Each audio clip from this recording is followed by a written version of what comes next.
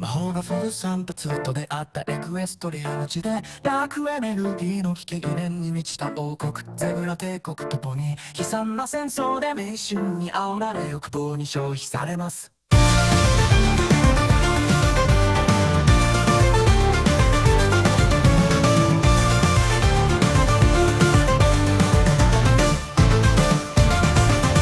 プリンセスらはとても暗い時代に権力を握りトワイライトと友人たちに導かれて後戻りはしません。戦争の残酷な怒りが大地を貪り尽くし、かつて繁栄していたエクエストリアは今では核の荒れ地となっています。魔法とフォーランドが出会ったウェイストランドで全てが失われたように見える時、間違いなく希望の物語。暗闇と絶望の中を挑戦する旅にリトルペットの荒涼とした土地を見よ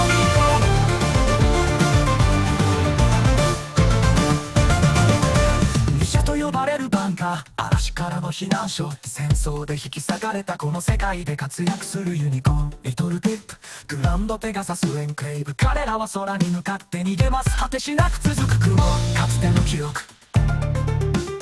ポップスターのベルベット、レメディが忍者のモンモデル。リトルピップはこの荒涼とした世界で追求します。ロックピッキングとハッキング、彼女の芸術を生き延びる。ウェイストランドの危険を乗り越えながら彼女は自分の役割を果たします。魔法とフォーランドが出会ったウェイストランドで全てが失われたように見える時、間違いなく希望の物語。暗闇と絶望の中を挑戦する旅にリトルペットの荒涼とした土地を見に行こう。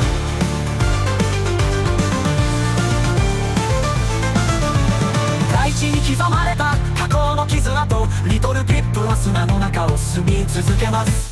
廃墟の世界、それでもまだ夢が咲く。ウェイストランドの心には新しい日が迫っているかもしれない。知らない。戦争の響きは夜のささやきのように、リトルピップ光を放つビーコン。ウェイストランドの陰に希望が舞い上がり始めます。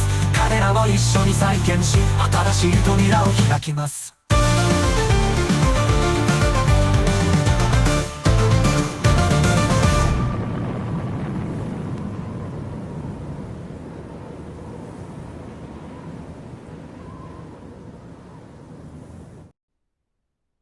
Chapter 2 Equestrian Wasteland. What world do you live in? Out here in the real world, blood flows, little pony. Blood flows. Nothingness. My first several seconds outside were a heart-bursting eternity of hoof-pounding terror. The story had been right. All that was outside was a great black nothingness. It surrounded me, suffocating. If I had been able to draw breath, I would have screamed. And then my eyes started to adjust to the darkness. I began to calm, gasping, feeling weak, and not just a little foolish. In my defense, I had never experienced night before. Not really. Sure, I'd always turned off the lights before curling into bed, but that darkness was small, confined to my little room. And there was always the glow from under the door. The hall lights of Stable 2 were eternal. This was different. A cool air, quite unlike anything within the stable, tickled my coat and chilled my skin beneath. It bore smells that were dank and rotting, dusty and alien. I could hear the sounds of night insects, creaking of wood, and far-off sloshing. But I was struck more by what I couldn't hear. The constant low hum of the stable's generators and the ever-present high whine of the lights were gone. So powerful in their absence that I first mistook the outside as silent. I could feel dirt and broken stone beneath my hooves, so unlike the smooth and sterile floors I had trotted all my life. And though I could not see much or far, I could see further than I had ever seen before, and there were no walls to mark the end of the room. I was staring into a horizontal abyss that stretched out from me in every direction. An entirely new panic began to form within me. My hind legs went out from under me and I sat, stunned. I turned my gaze to the ground, breathing deeply, thanking it not only for holding me up, but for being a visual endpoint. Then I made the mistake of looking up into the sky, and the absolute endless upness of it sent my head spinning and my stomach lurching. Great masses of clouds rolled over most of the sky, but there were gaps through which soft light poured, and through those I could see the up went on forever. Insanely, I thought of the clouds as a great net made to catch me if I fell from the earth into the yawning gulf above. But if I slipped through the holes, I would just fall up forever. I clenched my eyes shut and tried to keep from vomiting. The fear and queasiness was intense, but passing. Once my faculties returned, I began to notice those things that had escaped me in my initial panic. The surrounding terrain was becoming evident. The world around me did not stretch out evenly. The ground heaved and rolled, hills creeping toward mountains. The earth was punctured by the upthrusting black fingers of long-dead trees. Along distant hilltops, I could see the swaying, leaf-shrouded branches of healthier woods. But the living trees near Stable 2 were few, scattered, and sickly. Second, I noticed that my pit-buck was flashing with a host of alerts. The map maker was already beginning to do its work on my new and unfamiliar surroundings, and to my surprise, had already pulled a label from the ether. Sweet Apple Acres. Turning around to get my bearings, my eyes were drawn to the large, hollowed husk of what I assumed had once been a magnificent house. Now it creaked and swayed in the breeze, as if threatening to collapse. Looking to my pit-buck again, I noticed that it was picking up several radio transmissions. The radio broadcast from Stable 2 was dark, but news stations had taken its place. My heart leapt, for it was the first indication that there might be pony life out here after all. I nudged my pit-buck to start playing the first station on the list. Still sealed up. There's no way inside. My son, he ate one of the apples from those damned apple trees up near the stable, and now he's terribly sick, too sick to move. We've holed up in the cistern near the old memorial. We're running out of food and medical supplies. Please, if any pony hears this, help us. Message repeats. Hello? Is there any pony out there? Please, we need help. I was bringing my family to the stable up near Sweet Apple Acres when we were attacked by raiders. Only my son and I survived. We made it to the stable, but it's still sealed up. There's no way inside. My son, he ate one of the apples from those damned apple trees up near the stable, and now he's terribly sick, too sick to move. We've holed up in the cistern near the old memorial. We're running out of food and medical supplies. Please, if any pony hears this, help us. Message repeats. Hello? A voice was filled with terrible resignation, as if the pony had already given up hope and was just going through the motions. Shaken, I turned it off. I didn't think I could bear to hear it again. That is when I noticed the soft ticking from my pit-buck. Checking it over, I discovered that its radiation detector, a feature I had never known to be used, had self-activated. The cute little rainbow dial had always been planted firmly in the green. It was still there, but edging discreetly towards the yellow. I couldn't just stand here beside what had long ago been the door to a simple apple cellar for the rest of my life. Well, I could, but it would be a relatively short and miserable life. A realization was dawning on me. With so many directions to go, what was the likelihood that I would choose the path that Velvet Remedy had followed? Even though she only had a few hours head start, the prospect of finding her was bleak. But I had to start somewhere, and the best chance I had was to get up high and have a look around. The ruins near me rose higher than any of the nearby trees, and the sheared-off roof of its upper tower was probably the best vantage point I could hope for. I closed my eyes, steadied myself, and went inside. What was left of the Sweet Apple Acres building proved sturdier than it looked, or sounded. It was also almost barren. Anything of value that had survived had been looted, leaving only scraps that nobody wanted but that time itself seemed unable to erase. Rusted shoes, boxes of soaps for cleaning dresses that no longer existed, a pitchfork with a shattered handle, a rake. I began up the stairs. My eyes were alerted to a feeble glow, the soft green color of a poisoned apple, bathing the room above. The glow came from the screen of an old terminal, a device of arcane science identical to the ones used throughout Stable 2. It seemed miraculous that it still worked after centuries on the outside. When Stable Tech built something, they built it to last. Curiosity lured me to it, and my wonder was quickly replaced with understanding. It was no coincidence that this particular terminal was live, for on it was a fresh message. To any pony who has left Stable 2 in search of me, please go home. I'm doing what I have to do. The Overmare understands, even if she can never agree. And I hope one day you will too. I will not be back. Do not look for me. Do not endanger yourself further for my sake. Please forgive me. Velvet Remedy. I searched the terminal for more, but all the other messages were ancient and corrupted save for one. And that one had a rather unique encryption, something I had heard of but never seen before. A binary encryption such that in order to decrypt it, I would first have to download the message into my PipBuck from both the terminal which had been used to send it and the one upon which it was received. Having nothing better to do with the vast amounts of storage my PipBuck was capable of, I downloaded it.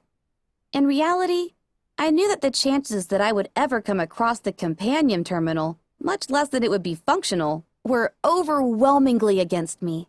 Nor did I have any reason to believe a message centuries old would be of any significance. More importantly, I now had to face that outside was my new home. Even if I found Velvet Remedy, it was unlikely that she would accompany me back. I'll admit, I had been subtly entertaining a fantasy where the Overmare would be so delighted with Velvet's return that she would embrace us both back into the herd. Maybe even throw me a party. Now, I was forced to admit how foolish that vision was. Thinking upon this made my head fill with black clouds.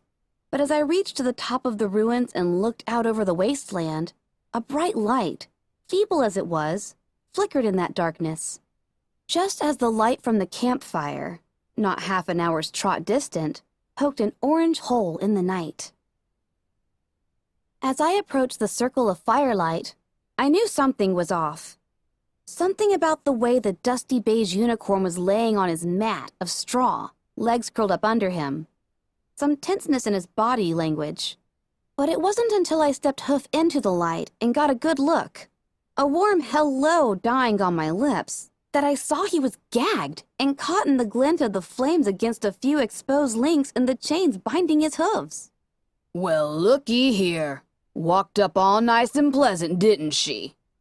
A large earth pony emerged from the shadows of a nearby rock. His hooves clacked metallically against the rocky ground, shod in cruelly spiked pony shoes. Two more ponies slid out of hiding on opposite sides. One, another earth pony holding a shovel whose blade had been lethally sharpened, the other a unicorn whose glowing horn levitated towards me a short instrument of wood and metal with two barrels. Each pony wore barding made from thick hide. Much like Night, I had never seen a firearm before, save for pictures in books. But those books were more than explicit enough for me to recognize the mortal threat. The bound unicorn on the mat shook his head with a sad yet derisive look and began trying to scrape the gag away with a forehoof, no longer making effort to keep his chain secret. The three ponies menacing me spared him only the occasional glance. Might as well have trussed herself up for us. The gum-wielding unicorn snickered, then addressing me, You wouldn't mind, would you? Laughter. And another unicorn, too. She'll fetch a pretty price, this one. Fetch a price for what? And from whom? The one holding the shovel spear in his mouth mumbled something incomprehensible. Then, apparently deciding the gum was sufficient deterrent, spat out his weapon and reiterated, By the God, look at her. I think she's taking a bath. I was suddenly and bizarrely aware of how filthy all four of the ponies were, and how foul they smelled. I managed to cover a gag with a sneeze. What's going on? I asked. Of the emotions battling for supremacy in my head, confusion had clawed its way to victory. The captive unicorn finally succeeded in pulling the filthy gag free. They're slavers, you idiot! Monterey Jack, the dirty beige unicorn with dour expression and a cutie mark that looked like cheese, followed behind me as we trudged alongside our captors, walking a broken path that was once a road. My legs were in chains, making walking difficult and anything more speedy than a trot impossible. My pit buck had stymied the slavers' efforts to bind my forelegs, eventually forcing them to chain me above the knees. Had the one with the shovel spear not been holding its point dangerously against my throat, the other two would have gotten a few hooves to tender places for their efforts. As it was, they made short work of me. I was not gagged, but Monterey had convinced me early that unnecessary chatter from the slaves-to-be would likely result in the loss of my tongue. Not that I had much to say to these brutes anyway, aside from my repertoire of colorful metaphors. I didn't expect they would answer my questions, even if my tongue should survive the asking, and they were being chatty enough with each other to suffice. Hate to fart, Grumbled the earth pony through the spear clenched in his teeth. Well then, if you would just learn to swim, we could take the long way, couldn't we? Suggested the unicorn with a poisoned sweetness. Hate fuffin' swiffy. By his smell, decidedly more pungent than the others, I guessed he just hated water in general. How about you stop complaining, and I'll let you sample one of the slaves before we get to the forest. Their leader, the earth pony named Cracker, with the spiked shoes and a cutie mark that looked suspiciously like a whip, or maybe a snake, turned back towards Monterey and I with a filthy smile. I looked away. They laughed. Through their disgusting dialogue, I could hear a liquid sound ahead. Not like a burbling water fountain, but closer to a sloughing muck. And something else. A distant sound getting closer. Music? Yes, music. Slightly tinny, yet triumphant? Regal? I couldn't put my hoof on exactly what feeling the music was trying to inspire, but it was brightly out of place. Cracker took note of my expression and smirked. You look like you've never heard that before. What, did you live your life in a stable? If you're hoping for the cavalry, that ain't it, Philly. That's just one of those sprite bots. The music cut out with a sharp twang. The unicorn slaver, sawed off, trotted ahead a bit, peering down the path ahead. Turning back to the rest of us, he smirked. Think one of the ratigators got it? Cracker suggested it flew into some pony's booby trap. The other earth pony suggested a mouthful of spear-mangled mumbling. The unicorn turned forward again, and the glow from his horn illuminated the machine. A metal ball about the size of a foal's head, floating on 4 silently flapping wings, hovering silently right in front of his face. No arcane science this, I could tell. It was pure earth pony engineering. Fuck! Sawed-off leapt back a full pony's length in surprise, then swung his shotgun to bear and fired it at the sprite bot. The sound was like a metal plate falling from the ceiling, and it echoed through the night-darkened hills. Sparks specked the metal ball as it was peppered with scattershot. It let out an electric whine and darted into the darkness. The unicorn almost took off after it, but Cracker's voice cut the distance between them. That's enough, sawed-off. Save your ammo. Damn it! I hate when they pull that stealthy shit. It's a flying fucking radio. It's not supposed to sneak up on ponies. My ears were burning from the free flow of crude profanity, but I didn't mind. I was mulling over what I had just seen. Idiot, Muttered Monterey Jack under his breath. they heard that all the way in Ponyville. Unlike my fellow slave, I was pleased to have witnessed the unicorn firing off his weapon, because now I knew how it worked.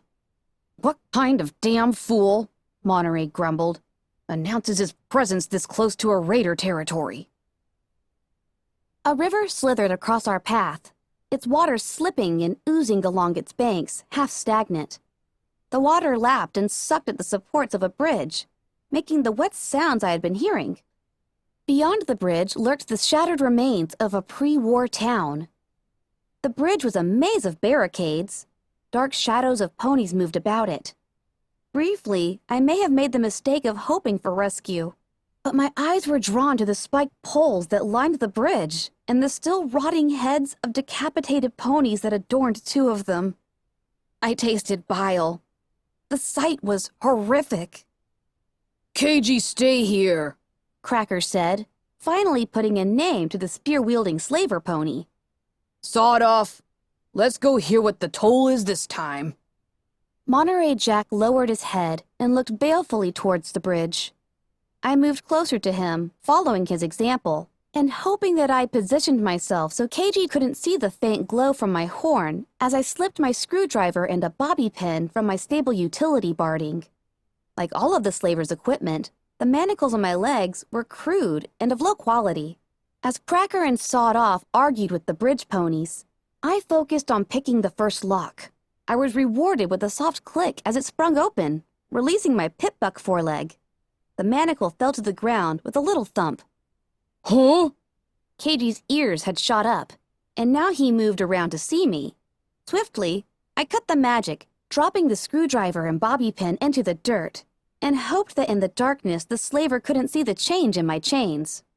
Woof-hoo, woof-hoo. KG growled dangerously. The nasty sharp edge of the shovel hovered inches from my eyes. Blam! KG turned abruptly, the spear shovel slashing close enough to my face that I shrieked.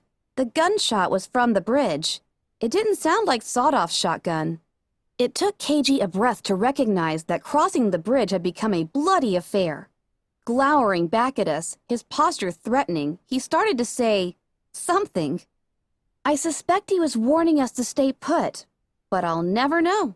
His head exploded, showering me with gore. I stood there, eyes wide, shaking with shock. Blood, warm and sticky, ran down my forehead and into my left eye, oozed into my coat and mane. In the growing list of things I'd not seen before this night, the death of another pony ranked at the top. I blinked, feeling the blood on my eyelid. KG was dead, and I had KG all over me. The urge to throw myself into the river was overwhelming, but I wouldn't get to it like this. Pushed by something more than determination now, my horn once again glowed, and I began to unlock the rest of my manacles. I spared a glance towards the bridge, seeing Sawed Off hunkering down beside one of the barricades as he magically pulled his shotgun open, stuffing in more ammo. 2 shots, I realized. One at the Sprite bot, one just now. 2 shots, and then reload. Closing the weapon, he levitated it up above the barricade and shot blindly into the violent milieu, spraying an already wounded raider pony with scattershot. The pony staggered and fell. Unfortunately for Sawed Off, the raider behind him had a different kind of shotgun, one that was faster and not limited to 2 shots, that fired slugs which tore great holes in the unicorn slaver's body the moment he looked up to see the results of his effort. I turned away, cringing from the nightmare playing out before me. I focused on the locks. I had freed myself and was beginning to free Monterey when 2 raider ponies trotted off the bridge towards us, stepping over the battle-mutilated corpses of Cracker, Sawed Off, and the raiders they had taken down with them. One of those approaching was the unicorn raider wielding the devastating combat shotgun. The other, an earth pony with a sledgehammer in its teeth. The unicorn was laughing, not the mean laugh of Cracker, but a crazed laugh that sent chills down the back of my neck. Looks like we got ourselves some prizes! The earth pony chortled behind the sledgehammer as the unicorn looked us over appraisingly. The 2 were somehow even filthier than the slavers. The unicorn bore jagged scars across her face and flanks, one of them tearing through her cutie mark, several freshly bleeding. The earth pony was hairless and painfully burned over much of her left side. Both wore barding that looked ragged and cobbled together. "Help us?" I suggested weakly. Oh, I'll help myself to you, all right. The unicorn reared up and gave me a kick, her hoof striking hard into my side. Pain exploded and I dropped, gasping. Rearing up again, she brought her full weight down on me. I howled. Near me, Monterey let out a wet grunt of pain as the earth pony gave him a taste of her sledgehammer. Leaving me in a crying huddle, the unicorn also turned her attention to the still-chained Monterey. In moments, it became clear they intended to beat and bludgeon him until he was another lifeless corpse, and probably not stop then. Hold his leg out! I'm going to shoot his hoofs off! The unicorn raider floated the combat shotgun a foot from Monterey's splayed-left hind leg, the only one I had freed from its manacle. Ignoring the pain, I leapt up, closing the distance and spinning as I gave a fierce back kick. My hooves connected with the shotgun, sending it flying. It clattered onto the bridge beyond. A moment later, I was levitating the shovel spear at the two raider ponies who stood facing me with gleeful expressions. 2 against 1, and both of them were experienced fighters. The one with the sledgehammer stepped closer, as if eager to see if hammer beat knife. Monterey was on her in an instant, throwing his forelegs over her head, pulling the chain between them across her neck. The sledgehammer fell from her mouth as the raider pony choked. The unicorn turned, surprised by the sudden change in odds. I could have attacked her then, but threatening a pony is much different than actually attacking one. I wasn't sure I had it in me to slash at another pony, to draw her blood, to maim or possibly kill. The unicorn kicked up the fallen sledgehammer and turned to face me with it, murder in her eyes. And suddenly, I found it easy to thrust the shovel spear forward. I was no longer struggling with following through on a threat. This was survival. Self-preservation is instinctual. It clears away the moral hesitations. And while I did not have the fighting skills of my opponent, I did have an advantage all my own. Sats. Aided by the targeting spell of my pit buck, I sent the spear slashing across her knees, hobbling her. A second slash, this time across her face, relieved her of her weapon. The third would be a killing blow. Except I wasn't ready to do that. Not yet. Instead, I swung the spear around, cracking her across the head with its handle, hard enough to splinter the wood. The unicorn raider fell at my feet, unconscious. I looked up. Monterey was standing, chest heaving, over the body of the earth pony raider, the life choked out of her. He was staring at me quietly. Then he finally raised a forehoof, only for the chain to clank tight before he had it more than a few inches off the ground.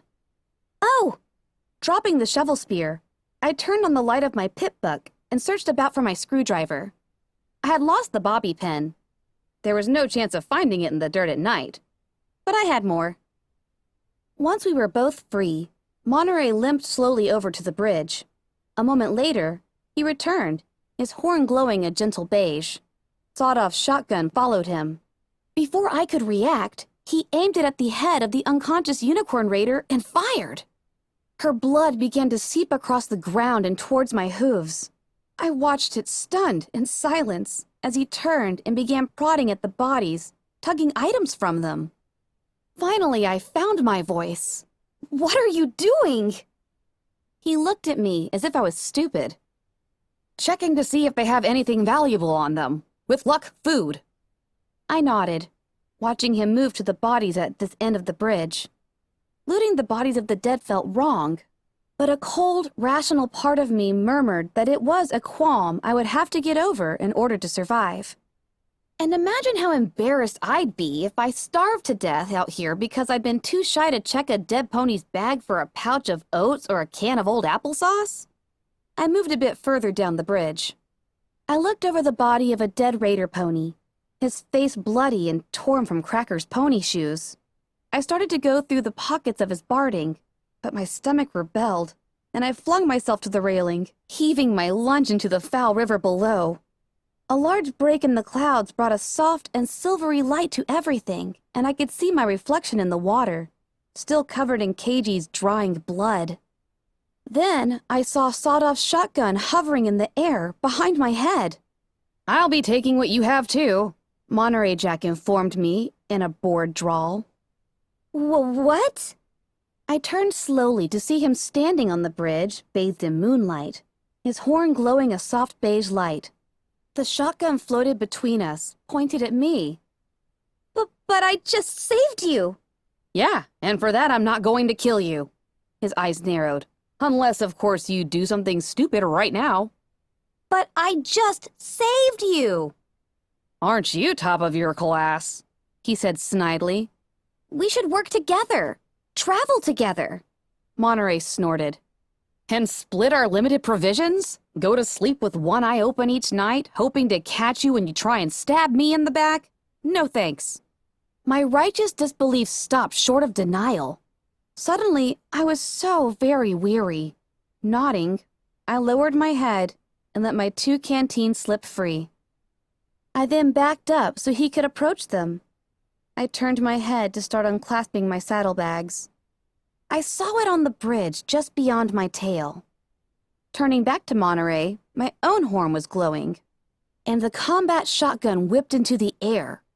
For a long moment we stood there, 2 unicorn ponies on a bridge, surrounded by bodies, shotguns floating between us aimed at each other.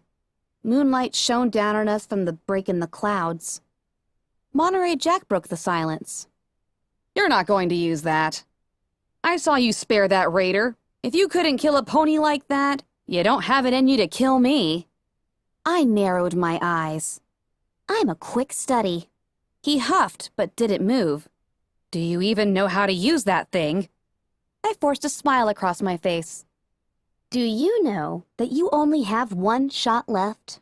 And judging by the sprite bot, that gun is in such poor repair, I'll survive being shot with it. Will you survive being shot with this as many times as I can move the trigger while you try and reload? Monterey Jack took a step back. And with that falter, my smile was no longer forced. And I'll be taking my canteens back. Ponyville. I wondered just how my pitbuck knew the names of places before I did. It even named the wreckage of a building that I just slipped into. Ponyville was a raider territory. I just hoped this place, this carousel boutique, was not crawling with them. Monterey Jack and I had barely parted ways when the railing of the bridge exploded next to me. A sniper! The same pony, I presumed, who had turned Keiji's head into applesauce. I fled into the town, keeping to what cover there was. Few of the buildings were intact enough to hide in. This was the closest. Fortunately, I was alone. I waited for nearly an hour, curled up in a shadow near the door, but the sniper pony seemed uninspired to follow me. No, she or he could just wait until I came out. Fatigue washed over me. I had stayed up all the night before, and this night's events were a strain on both body and spirit. My muscles were weak and achy. My body hurt from the kicks I had taken. I felt emotionally played out. I needed to sleep. Sleeping here was probably a horrible idea. If I woke up at all, it could be in the hooves of slavers, raiders, or possibly worse. But going back outside, finding someplace better, it just wasn't on the table. I was in no shape to test my wits against the sniper pony again. Carousel Boutique was quite similar in condition to the building up at Sweet Apple Acres, only the looting was more destructive. The walls had been painted with crude images of violence and cruder swear words. A pile of torn-up cloth rotted in a corner, smelling foul, like ponies had urinated on it repeatedly. There were 2 beds, one of which was stained deeply with blood, and probably more vile things. The other was smaller, a foal's bed, nothing but a mattress on a crushed frame. In my state, I felt it would do wonderfully. The Carousel Boutique offered 2 more treasures, a locked chest and another terminal, identical to the one at Sweet Apple Acres. This one too was still functional, again to my surprise. It was locked. Slipping out my access tool, I went to work. These terminals were crafted by some of the same ponies who later made the pitbucks, and the encryptions and locks were similar enough that my tools allowed me to get partway through the security. What remained was a puzzle, finding the password within strands of code that my access tool laid bare. In my fried mental state, it was probably a small miracle that I was able to parse the code and find the password. Or possibly not. The password was Apple. I laughed aloud, catching myself when I heard the volume of my own voice and the stillness of the decrepit boutique, as I realized that, beyond all realistic chance, this was the computer that the message had been sent to. With an unwarranted feeling of accomplishment, I downloaded it and let my pip-buck do the rest. Age had damaged the recording, but there was enough audible for me to recognize that same female voice, kinda sweet and with an odd accent, that had many hours before revealed to me the code that led me out of my old life and into this new and horrible one. Special instructions for Stable 2. That's my family down there. Until the poison is gone from up here, that door doesn't open for any pony. The voice faded in and out of static. I know you hate this, Sweetie Belle, but you're an overmare now. The overmare of the most important stable in all of Equestria. I need you to do this for me. To keep 'em safe. Best friends forever. Remember? The sound file died with a whimper. I had been right. There was really no value in a 2-century-old message. I left the chest for the morning, curled up, and went to sleep. Footnote: level up. New perk: horse sense. You are a swift learner. You gain an additional plus 10% whenever experience points are earned.